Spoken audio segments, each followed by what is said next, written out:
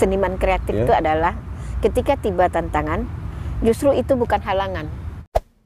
Cik, 2, 3, dah mulai no. Sana basuh balik jo yuang tabuzer yuang tagia budak sananya di pot bungo. Hari ko sana sengaja kami duduk di terumput biar suasana tambah lama stek. Itu kecek uni yang bonis ko. Romantis. Romantis. Uni Ian Kiram. Sehat uni? Alhamdulillah. Alhamdulillah.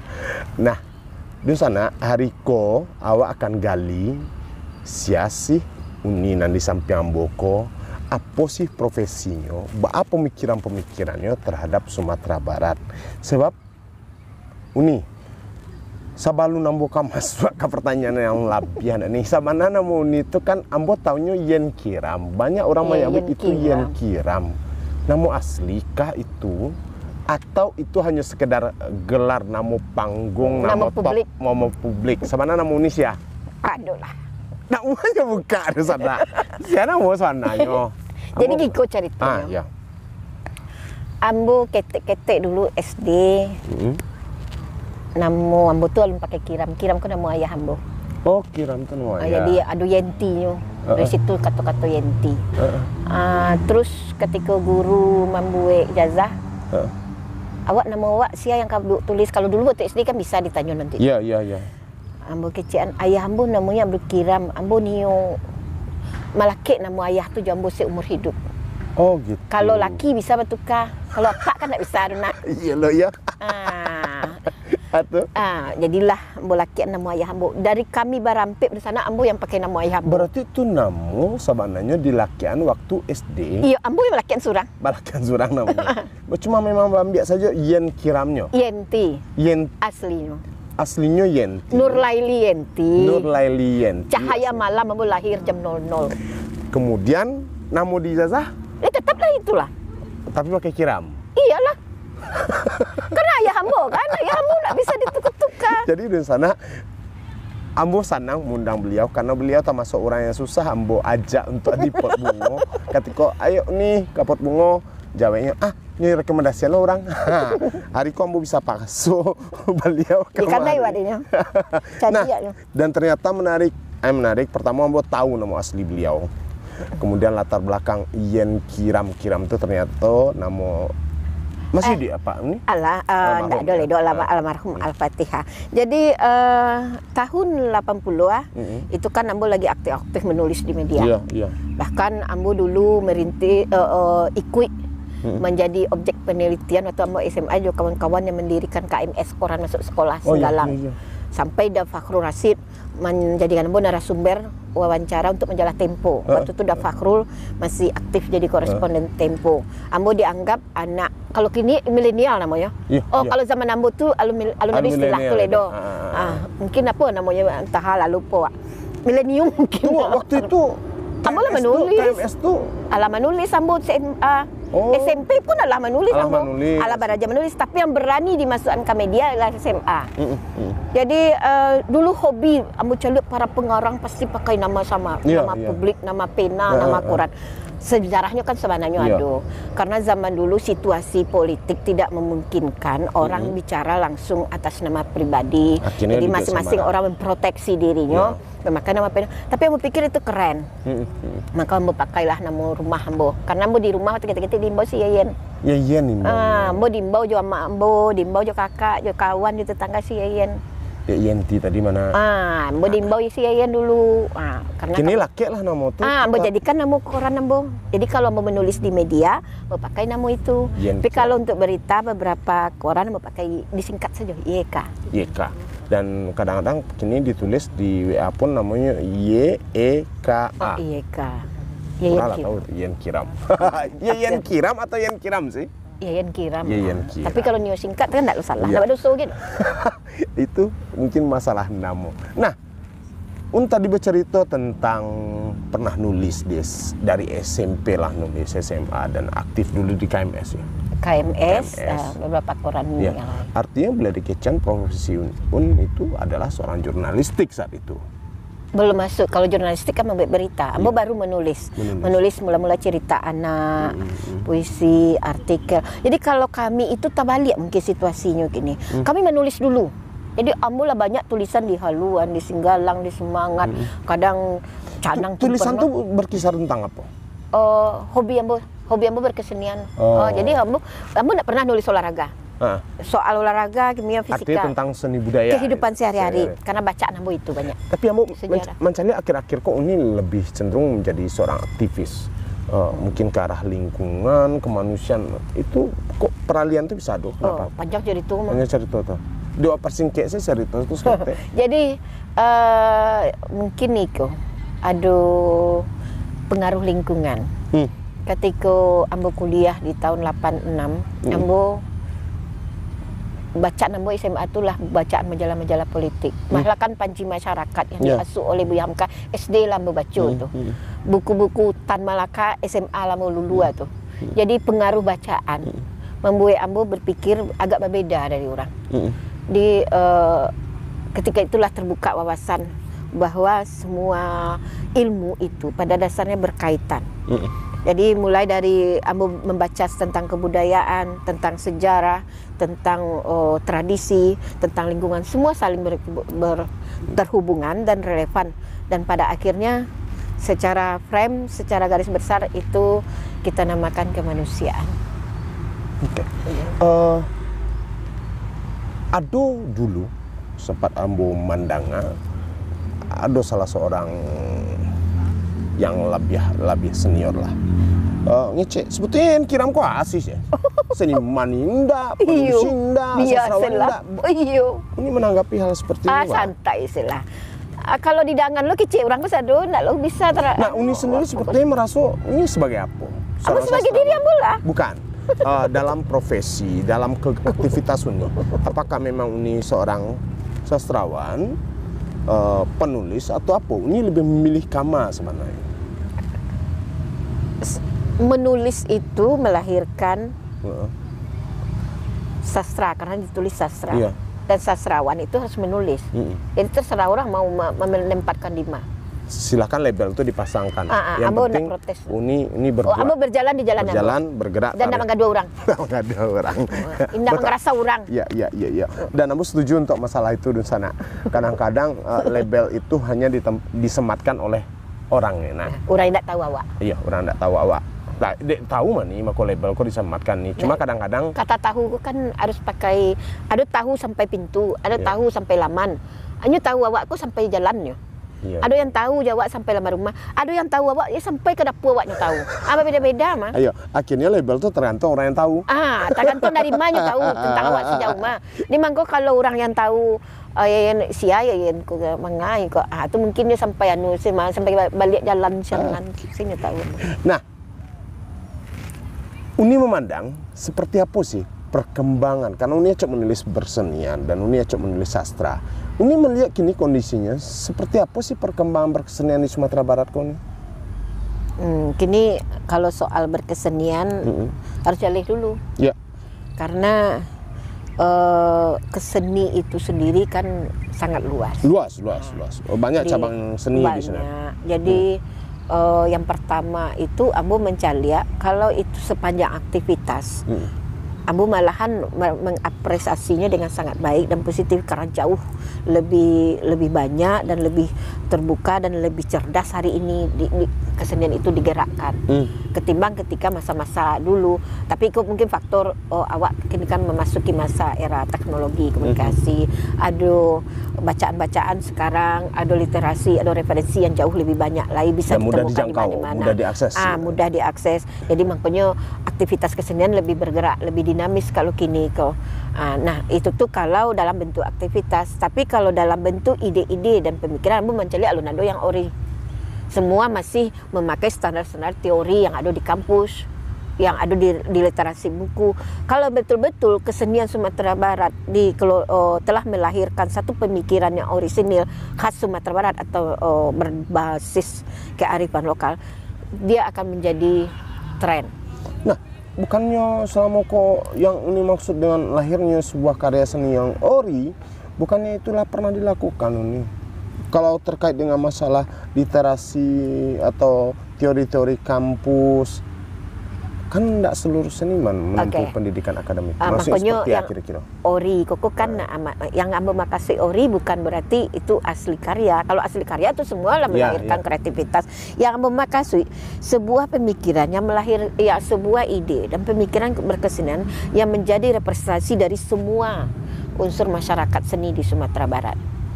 Ketika Khairil Anwar lahir dari Sumatera Barat, dia membawa satu pemikiran yang baru tentang berpuisi, dia langsung menjadi legend dan orang tidak bisa melepaskan dia dari Minangkabau. Nah, ketika Hamka dengan khasnya melahirkan karya sastra, dia melahirkan satu pemikiran baru dalam bersastra. Nah, termasuk yang angkatan sebelumnya setelah pustaka kita kenal. Nah, terakhir kita punya seniman sastra budayawan besar seperti Pak Wis itu, dan itu dicatat dalam sejarah kesusastraan Indonesia karena beliau punya pemikiran tersendiri baik dalam karya, dalam aktivitas, dalam kegiatannya. Dia berjalan dengan khas dia sendiri sebagai Wisran. Nah, sekarang awak mencari enggak? Tapi mungkin kita harus bersabar karena proses itu tidak sebantah. Mungkin anak-anak kini akan menemukan jalan yang sama dengan caranya sendiri, tapi waktunya belum bisa kita lihat. Apakah proses generasi yang disebut orang kini generasi milenial tidak sejeli di angkatan Uni, di masa Uni, orang-orang ini, atau bagaimana Uni sebenarnya? Ambo tidak bilang mereka itu karena tidak jeli. Awak bercerita tentang masalah contoh ketika ada Pak Wisran tadi yang sudah dicatat kesusastraan, dan apakah Sumbar tidak bisa lagi melahirkan Wisran di Wisran? Bahkan Ambo mencari. Dan itu prosesnya terlalu lama enggak? Enggak, itu tergantung banyak hal. Untuk melahirkan sebuah karya yang legend atau melahirkan sebuah karya yang betul-betul membumi, itu kan tidak hanya dari kecerdasan dan kreativitas, lingkungan pun harus membantu untuk itu. Alabana bentuk si Wuyong Tagi aku berjuang habis-habisan di dunia kesusastraan, kalau lingkungan tidak memberi tempat atau mengapresiasi, memberi ruang dan tempat atau mengapresiasi atau mendukung pun akan susah. Nah, ini Iko kini alami enggak hal seperti itu? Artinya banyak orang yang muncul, sastrawan yang muncul atau seniman yang muncul, tapi mereka tidak mendapat tempat. Ini memandang seperti itu enggak kini? Bisa jadi, tapi aku merasa anak-anak kini lebih cerdas ya. Karena kalau satu pintu tertutup, mereka punya pintu yang lain. Mencari pintu yang lain. Artinya mereka tidak menunggu ruang dibuka untuk mereka. Kadang mereka membuka ruang itu sendiri. Mereka menemukan jalannya sendiri. Dan menemukan polanya sendiri dan caranya berkesenian sendiri. Ambo itu yang salut Ambo. Salah satu ciri daripada aktivitas kesenian kini dilakukan adalah anak-anak itu sudah punya cara kerja sendiri. Jadi tidak bisa lagi seperti dulu ini anggota Sianu, ini anggota Sianu. Tidak bisa seperti itu lagi karena mereka sudah punya dengan cara kecerdasan yang dimilikinya, mereka menemukan cara bekerja sendiri, berkesenian sendiri. Jadi tidak ada bayang-bayang siapapun dekatnya. Itu tuh yang harapan Ambo, satu saat itu tuh betul-betul akan kembali lagi bagaimana Sumatera Barat memiliki para sastrawan dan seniman yang memiliki ide-ide yang lebih representatif Sumatera Barat, dan itu pun bisa mewakili. Tapi ketika mereka dalam anak muda, anak milenial yang ketika memilih hidup jadi seniman atau sastrawan tadi, mereka pasti harus melewati proses panjang. Iyalah. Proses panjang seperti itu salah satunya untuk mencapai di jati diri mereka sendiri, itu kadang-kadang perlu meniru, perlu terinspirasi dari banyak orang. Itu kan sah-sah saja. Meniru boleh. Berinspirasi boleh, tapi bukan menjadi seperti. Nah, Uni melihat kecenderungan itu enggak kini? Kalau dari pernyataan Uni tadi kan indah Uni dong. Banyak mereka. Nah, tapi kenapa harus ada bayang-bayang yang seperti itu nih gambaran? Tidak harus ada bayang-bayang, supaya jangan menghindar, jangan seperti ada bayang-bayang. Sebaiknya tidak. Dan Ambo melihat mereka cukup mandiri untuk itu. Kesulitan yang dihadapi saat ini hanyalah karena mereka harus siap dengan segala macam bentuk kompetisi yang ada. Artinya mereka yang anak-anak milenial ini harus siap loh untuk menerima tantangan-tantangan tersebut. Pertama, berkompetisi inyo sama inyo. Tuh. Kemudian ruang yang sangat kecil dia semakin besar kompetisi semakin kecil ruang. Nah, makanya mereka harus mencari ruang-ruang itu. Kecerdasan mereka jadinya jadi kreatif, harus kreatif. Harus kreatif. Harus lebih cerdas. Cadiaknya nyerupa. Lebih baik berarti kan? Itu makanya kesulitan yang kita hadapi hari ini seperti itu. Kemudian mereka akan berhadapan dengan situasi geopolitik. Situasi itu memang pengaruh. Bagaimanapun ala buat karya rancak siap diekspor keluar siap diperkenalkan kalau ternyata kondisi politik tidak memungkinkan itu diwujudkan. Contohnya gini.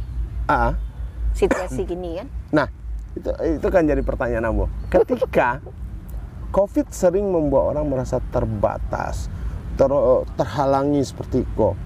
Ini sepakat enggak kalau kasus COVID itu sebenarnya malah melahirkan orang-orang yang kreatif dan membuat orang semakin kreatif. Setuju enggak? Sepakat enggak? Setuju. Karena salah satu ciri khas seniman kreatif itu adalah ketika tiba tantangan, justru itu bukan halangan. Tantangan itu adalah salah satu pemicu untuk dia lebih menemukan cara lain, dan itulah yang disebut kreativitas. Nah, ikut kan contoh put bungo kok. Contohnya acara Yon Tagi lahir karena hasil kreativitas ketika menghadapi masa-masa kita di epidemi sejak Januari lalu. Dan kemudian lahirlah ide-ide untuk kawan-kawannya lain untuk melakukan monolog atau kegiatan-kegiatan pertunjukan. Karena pertunjukan kalau nak ditonton langsung itu berbeda loh. Ya, pasti berbeda. Imajinasinya harus 2 kali lebih kuat. Berbeda ketika awak melakukan kawan-kawan melakukan pertunjukan, jelas penontonnya ada di depan, dengan ketika penontonnya itu tuh hanya dalam bentuk siber. Artinya berarti seniman tersebut ini harus bisa beradaptasi dimanapun kondisi dan itu yang seniman. Ya. Kalau tidak pandai beradaptasi berhenti lagi. Nah, terkait masalah sastrawan, Uni melihat seberapa banyak sih pertumbuhan seniman-seniman muda saat kini, dan apakah banyak kader-kader yang muncul seniman-seniman muda sastrawan? Kader, ambo rasa kesenian nak berkader. Jadi harusnya ini nak partai politik. Jadi harusnya. Jadi ambo mencari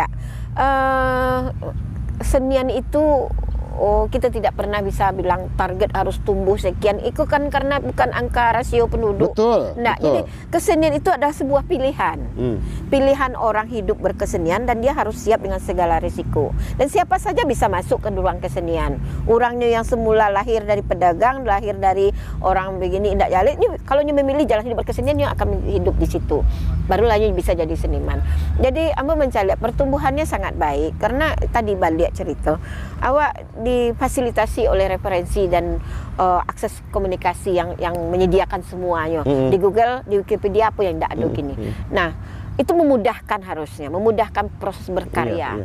Cuman ambo ada kecewa, khususnya bagi kawan-kawan dan adik-adik anak-anak ambo ya. Kadang ini baru bisa menulis puisi atau menulis satu tulisan. Awak terlepaslah ikut berkualitas atau tidak. Ambo takut sebuah karya itu tuh ambo khawatir berbicara soal kualitas karena itu tergantung persepsi. Nah, tapi nyolah merasa hebat di situ. Sementara nyo nak belajar dari perjuangan kawan-kawan yang lain, senior yang lain untuk mencapai. Ambo sendiri takut diberi nama sebagai seniman mungkin nih. Karena ambo merasa seniman itu adalah tidak sekedar panggilan atau gelar. Dia adalah sebuah tugas sosial dan tugas moral. Man itu orang, seni, orang yang berseni. Nah, itu tuh kalau awak punya tanggung jawab moral dan sosial, semua yang awak bicarakan, lakukan dan kerjakan itu harus dengan penuh kehatian dan punya nilai artsnya, seni. Kalau awak menyandang gelar sebagai seniman. Sementara Cik karya baru tuh lama kulo orang yang paling hebat sedunia. Uni melihat kecenderungan itu. Banyak, tapi tidak usah awak sampai. Iya, kita tidak sebut. Nah, tapi itu Uni melihat kecenderungan itu di Sumatera Barat. Itu resiko. Tidak Sumatera Barat saja, di mana-mana.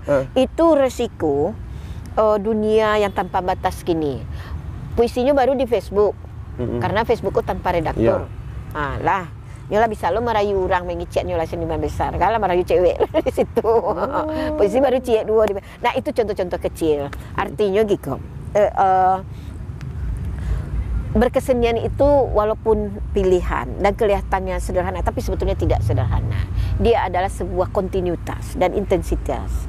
Nah, ambo umur Sigo masih belajar, masih membaca buku, masih bisa harus mengasah dan masih harus melaksanakan beberapa gitu. Karena bagi ambo kesenian itu bahagian dari kebudayaan dan sastra bahagian dari budaya. Nah, kebudayaan itu adalah ruhnya bagi peradaban dan esensinya adalah kemanusiaan. Makanya mau memilih jalur kemanusiaan. Nah, itulah intinya dan itu adalah puncak tertinggi bagi kebudayaan. Itu adalah nilai-nilai. Nilai-nilai itulah yang kini awak mencoba menjalihkannya, tapi menjalihkannya bukan sebagai guru ke murid, bukan melalui literasi. Ambo tidak pernah ngasih ceramah orang, tapi menjelaskannya melalui aktivitas, kegiatan dan laku. Nah, itu kan tadi kita membicarakan orang-orang yang baru muncul, contoh tadi Cik baru puisinya Nyelamar Raso paling hebat gitu kan. Artinya bukunya cetak lu. Baru Nyelamar Raso hebat. Buku kau 10 halaman yo. Aduh ndak, hal itu terjadi karena penerimaan dari seniman yang lah Bomo dari Inyo, yang sebelumnya lebih senior dari Inyo, menerima semacam merasa ada yang lebih dari kalian, sehingga muncul antipati terhadap senior-seniornya, sehingga mengadenkan dirinya sulang. Ada enggak kecenderungan itu nilai? Itu kan personal. Iya. Itu ego. Setiap orang kan punya ego. Tapi mengegokan diri itu pada satu sisi sebetulnya positif, karena itu akan membuat orang menjadi. Tapi secara umum Mbak Uni Mencali ya. Kalau berbicara secara personal kan tidak mungkin dong. Tapi secara umum di Sumatera Barat terutama kondisinya seperti itu enggak rata-rata? Enggak rata-rata. Itu personal. Tapi kalau personal sifatnya kan enggak bisa jadi cash. Jadi cuman ambo dengan banyaknya perkembangan literasi kini, beberapa daerah sudah punya tempat bahan bacaan. Ambo berharap melalui gerakan literasi yang dijalankan oleh komunitas-komunitas di nagari-nagari, walaupun skalanya mungkin baru lingkungannya, tapi itu jalan gerbang bagi ambo untuk memperkenalkan seni dan sastra secara keseluruhan. Karena kalau itu dimulai dengan cara yang sederhana, maka kita akan mendapatkan bibit yang terbaik nanti. Ya, ambo menangga ini sering berkunjung ke kelompok Iko, diskusi dengan mereka. Dan apakah itu hanya dilakukan seorang Yayan Kiram saja? Kadang mau jalan surang, yo. Kadang sama-sama kawan. Kalau diundang ada kegiatan. Apa dasarnya ini mau sendiri? Karena gikose, lah ya dong bojak kawan-kawanku yang kebetulan berhalangan. Tapi ambo mau sendiri itu karena ambo mau melakukan ada beberapa bahagian yang ambo harus lakukan sendiri. Karena ada kegiatan-kegiatan yang masih tahap rencana, ambo belum bisa bagi.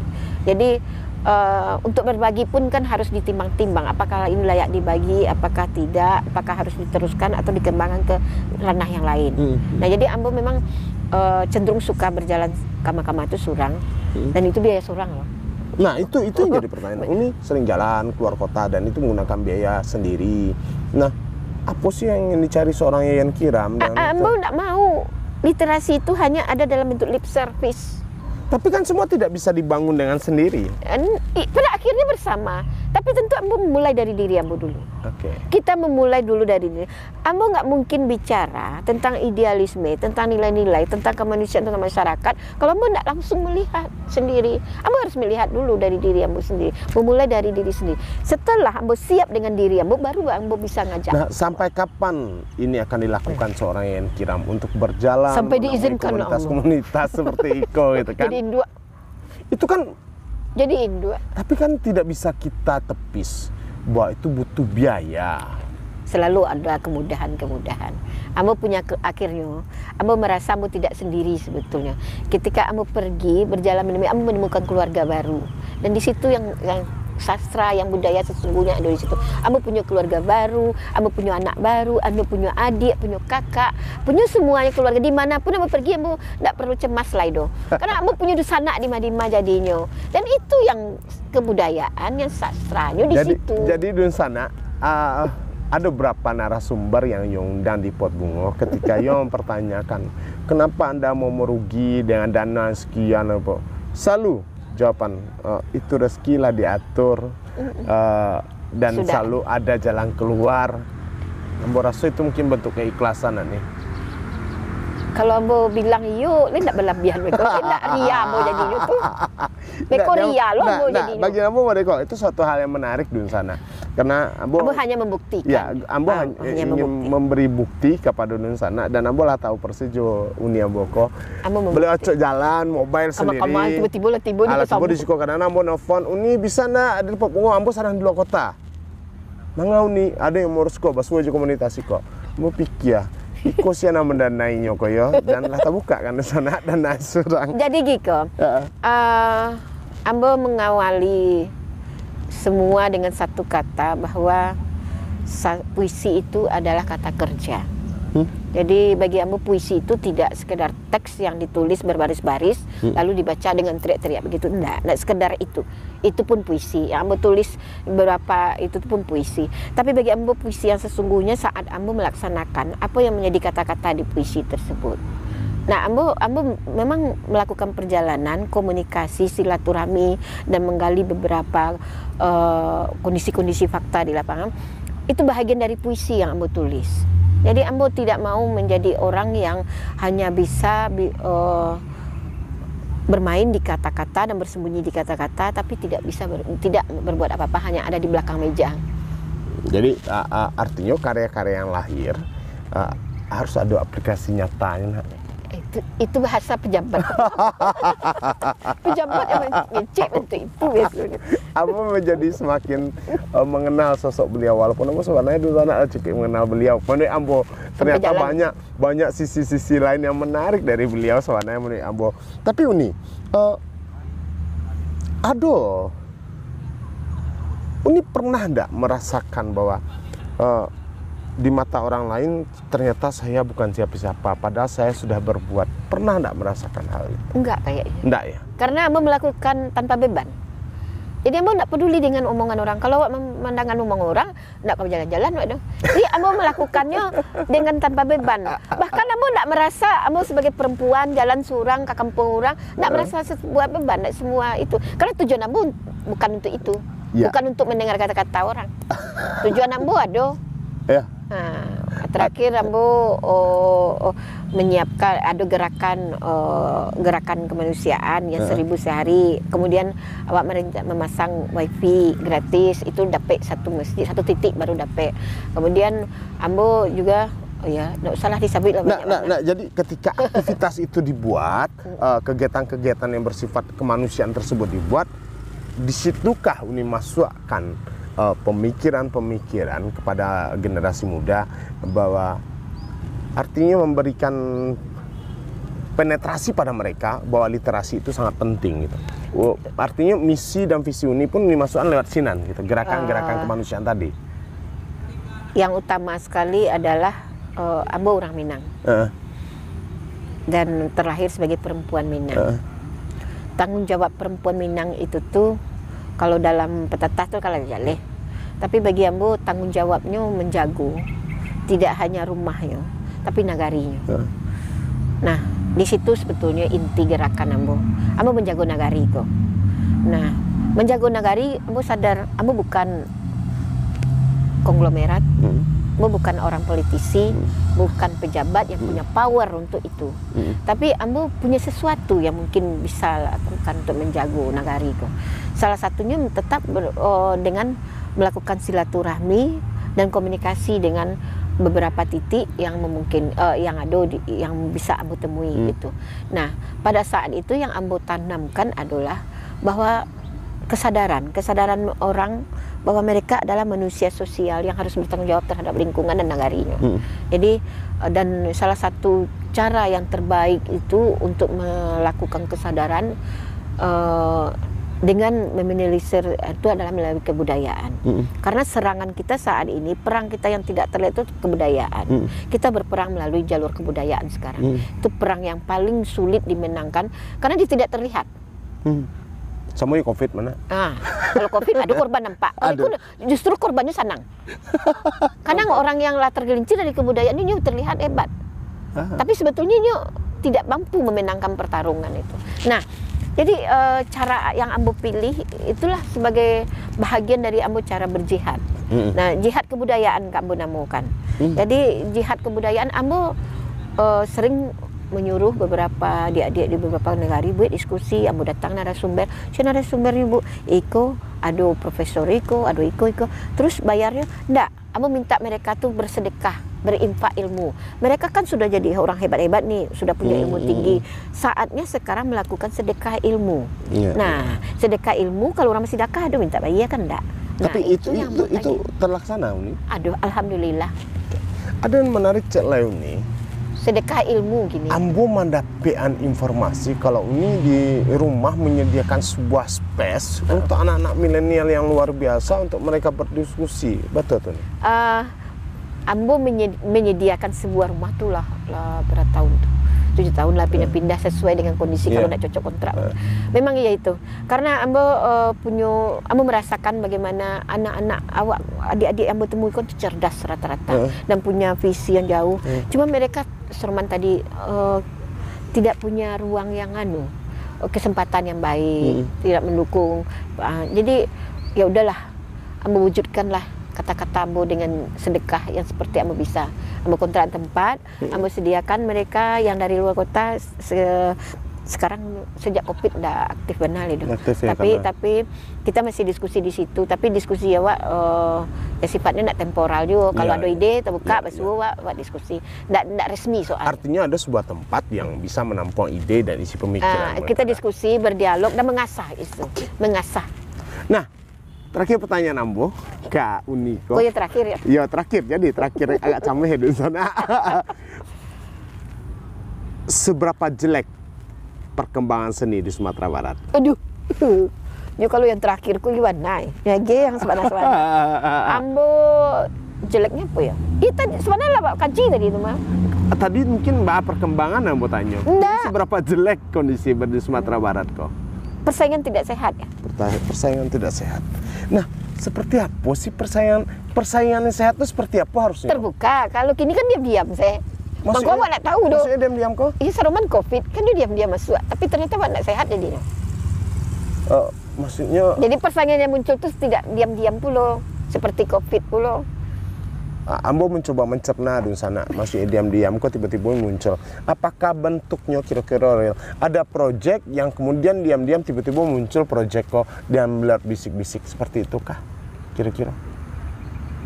Misalnya proyek dari pemerintah seniman kok nyerakin dirinya ke pemerintah. Kemudian lah muncul saja karena ada bisikan-bisikan di sana. Dan sebetulnya mungkin tidak layak di posisi itu. Artinya ada seniman yang lebih pantas, yang lebih bisa maksimal mengerjakan proyek kok. Tapi karena ada kepentingan nyor ambil seperti itu kah salah satu contohnya? Bentuknya. Itu lagi jawab surang. Ditanya lo kawak lagi. Ini nggak tahu surang. Pertanyaan tuh kalau nggak bisa dijawab, tanya kawak. Tidak, Ambo kan bertanya apakah salah satu bisa dijawab itu? surang. Ada dijawab surang. Beliau berusaha menghindar dari sana. Enggak, karena mau banyak pada sana. Oke. Lah, ada yang kalau ini sampean lain? Aku ya nggak mau sampai lah mewakili. Aku hanya berharap gitu, ruang kebudayaan kita, ruang sastra kita itu kan lebih membuka dan terbuka. Iya. Ketika kawan-kawan Ambo selalu memberi dan menerima kabar ya, menjalin. Kita ternyata visi ya, misi alun samu mungkin. Kawan ada yang punya misi dalam berkesenian untuk kelompoknya. Kawan ada yang punya misi dalam berkesenian untuk kepentingan yang lain. Tapi Jambos itu sudah masalah sebenarnya. Itu bukan persoalan. Tapi kemudian bagaimana misi ini memberi perubahan bagi lingkungan dan memberi kesadaran yang baru bagi dunia di luar itu. Nah, inti abang balik tadi ya cerita tadi dibolak-balik kesenian itu bagian kebudayaan. Kebudayaan itu yang sesungguhnya kan bisa membawa perubahan. Nah, Ambo pernah mencoba ya, sayang laptop itu hilang, menulis periodisasi sastra, perkembangan sastra di Sumatera Barat. Ada beberapa periodisasi.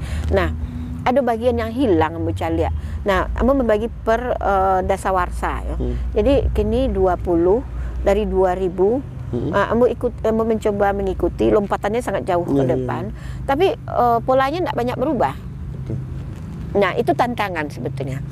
tantangan bagi awak sadonyo. Ambo ndak pernah membedakan iko orang tua berdasarkan umur ambo dan berdasarkan latar belakang sosial, ekonomi dan umur itu ambo hindarin untuk membagi periodisasi. Karena tujuan kita adalah di bidang seni iko. Nah, orang cenderung karya itu dinilai dalam bentuk teks saja dulu. Nah, makanya tadi ada yang matanya sia yang kirim karena dia melihat karya itu bersih dalam frame teks. Kalau dalam frame teks sih kalah mbak mengaku. Tapi dalam bentuk karya yang bersifat langsung kepada kehidupan. Karena esensi sastra dan kebudayaan itu kan kehidupan. Nah, ambo lah melakukannya sendiri berpuluh tahun. Tapi bagi ambo itu tidak bersalah. Karena cara pandang orang bisa berbeda. Nah, awak menerima perbedaan itu. Oke. Tidak masalah. Cukup. Tapi mari kita rubah bahwa karya itu tidak hanya sekedar teks. Sana menarik sekali. Akhirnya ambo agak cukup lega karena sebetulnya labara lamo ambo meminta beliau iko baru bisa dan rasanya kalau lama-lama sekolah labara sih lo rumput kami cabut-cabut di sana. Lah di sana Uni Yayan Kiram lama di Pak Bungo wak tunggu yang lain. Nah sana Cik 2 3 lah habis sana lah no lebih